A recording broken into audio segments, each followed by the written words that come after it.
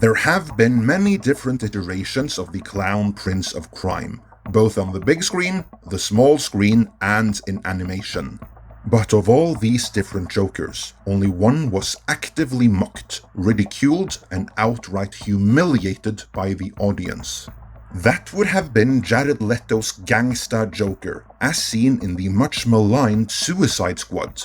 It was taken for granted that we would never see him again, but as it turns out, Leto is back, officially reprising his Joker in the Snyder Cut. But can his Joker be redeemed, or is he in for another round of humiliation?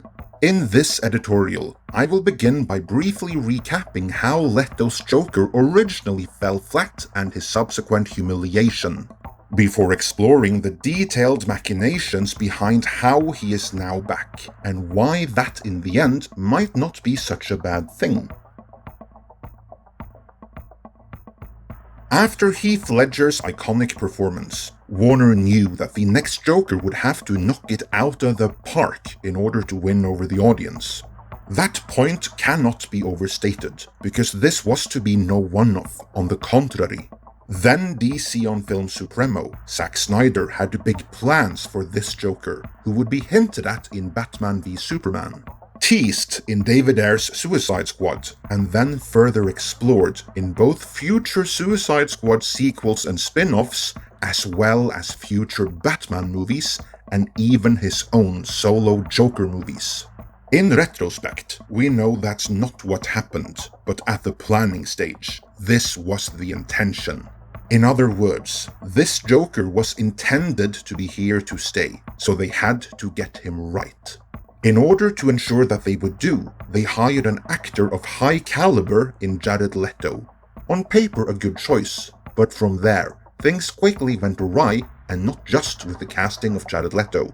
The new take for the Joker, dreamt up by David Ayer and Jared Leto under Snyder's supervision, deviated a tad too much from what the audiences expected that the Joker should be like. Perhaps it would have worked better if we had gotten more insights into this Joker, but alas. Ayer had only written him a bit part, choosing instead to make the belly dancing of Cara Delevingne the main baddie of Suicide Squad. A creative choice Ayer later admitted had been a mistake, and one he had lost sleep over. Compounding the issue, Batman v Superman bombed with audiences. It merely underperformed at the box office, mind you, but the studio-approved shortened theatrical cut bombed when measured against audience expectations.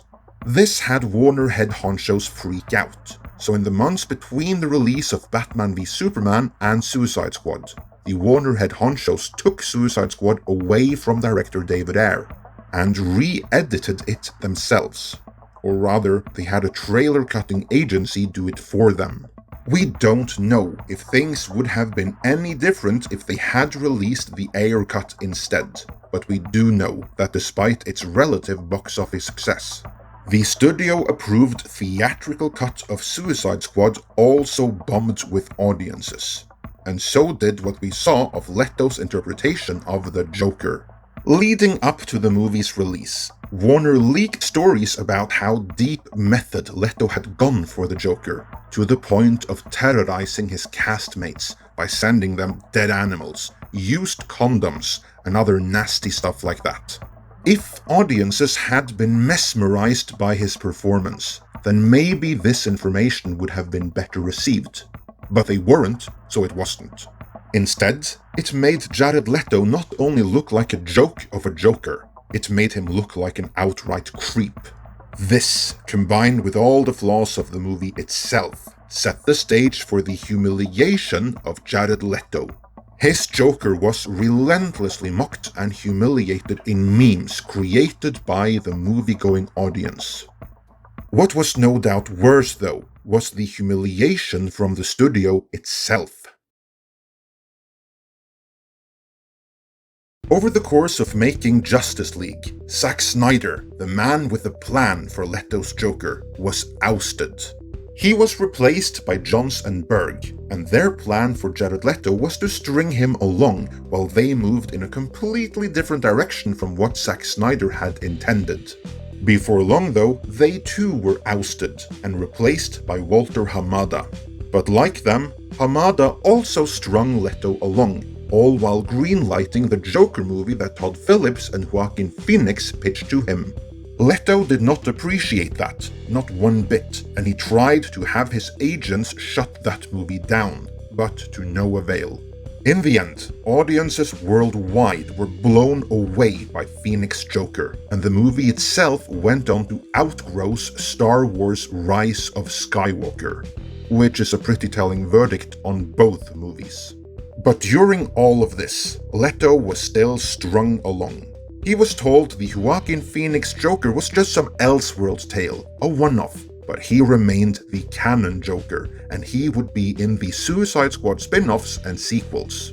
Then they made that Suicide Squad spin-off, a Harley Quinn movie which was all about breaking up with and getting over Leto's Joker.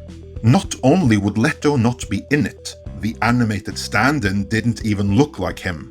Then James Gunn, who harbors personal animosity towards Jared Leto, decided that he wanted to make another Suicide Squad movie, and that certainly would not feature Leto. At that point, Leto was out. He fired his agent and everything.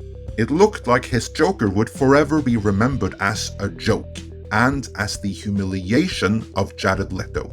But then, out of the blue, on October 21st of 2020, The Hollywood Reporter broke the scoop that Jared Leto would be reprising his Joker in the Snyder Cut of Justice League.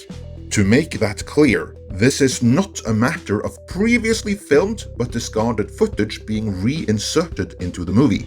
No, Leto was never in the original Justice League. What this means is that he's on set, in costume, filming newly written scenes.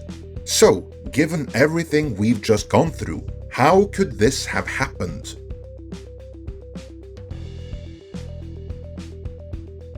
One year ago, Jared Leto was never going to reprise his Joker.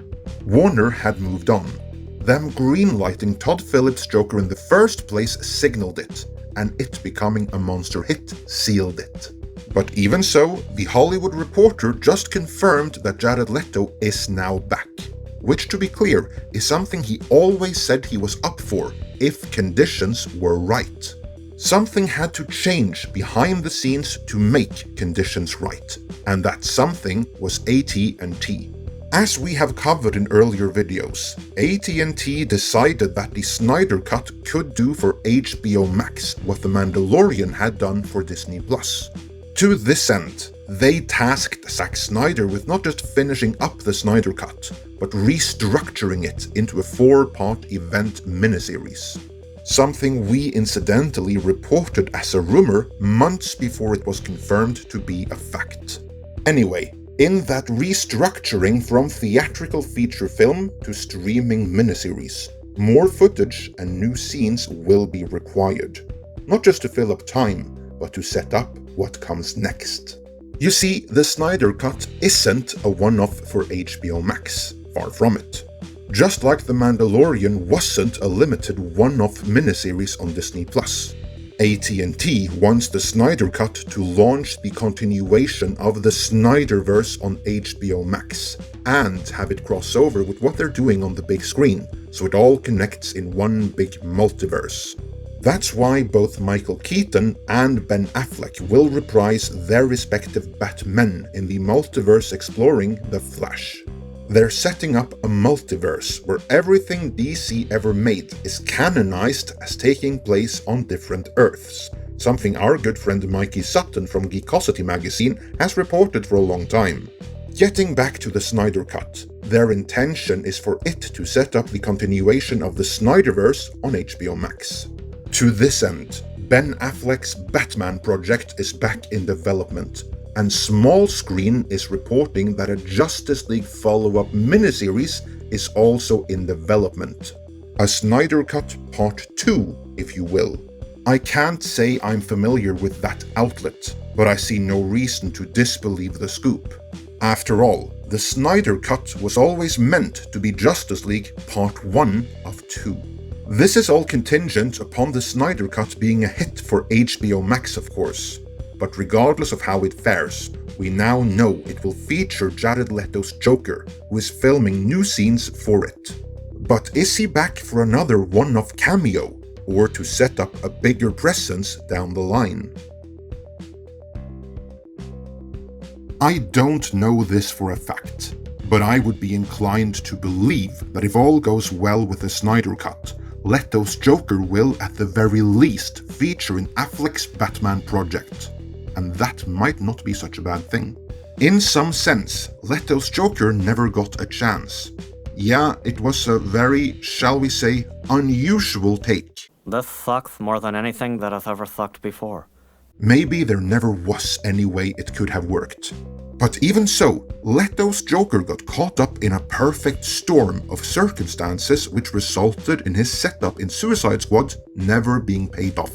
Case in point, we don't know if Leto's Joker is the real Joker or a former Robin gone bad. If the latter were to be the case, even if it was a decision made retroactively, could that make his Joker more acceptable? Just there is another story, and I would not be opposed to it being told. Best case scenario, the character will be redeemed, and that would be kinda cool. I wouldn't begrudge Leto that. However misguided, he was passionate if nothing else. Worst case, Leto won't be humiliated any more than he already has been. We'll just have some more memes to have fun with, and Joaquin Phoenix Joker will look all the better by comparison. And for what it's worth, I fully expect him to reprise his Joker in some other project as well, because AT&T are committed to the multiverse, with everything that entails. Do you groan at the thought of Leto returning, or would you be willing to give him a chance at redemption?